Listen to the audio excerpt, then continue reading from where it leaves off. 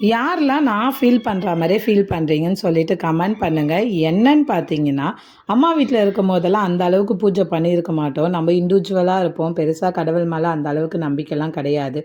After marriage ஆகி வந்த பிறகு மாமியார் சொல்கிறதெல்லாம் கேட்டு வீட்டுக்கு என்ன தேவை, என்ன பூஜை பண்ணணும் அப்படின்னு சொல்லிட்டு நம்மளும் ஒரு இல்லத்தரசியாக ஆன பிறகு அவங்க சொல்கிறதெல்லாம் கேட்டு எல்லா வேலையுமே இப்போல்லாம் நான் பண்ணுறேன். கட்டாயம் அத்தை பார்த்துட்டு சொல்லுவாங்க பண்ணுறேனா இல்லையான்னு சொல்லிட்டு.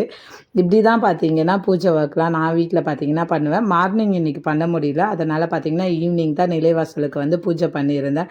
ஆனால் இந்த பூஜை பண்ணுறதுல கிடைக்கிற நிம்மதி வேறு எதுலேயுமே கிடைக்கவே கிடைக்காதுங்க. மோஸ்ட்டாக நான் வீட்டை விட்டு அந்த அளவுக்கு வெளில போக மாட்டேன்.